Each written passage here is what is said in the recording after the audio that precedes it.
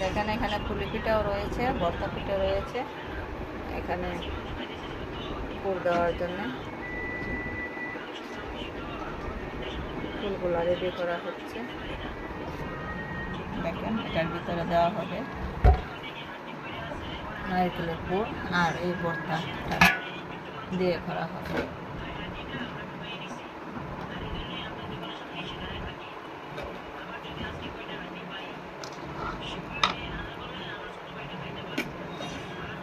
নারকেলের পুরটা দেওয়া হয়েছে, এখন চালা দিবে এটার মধ্যে।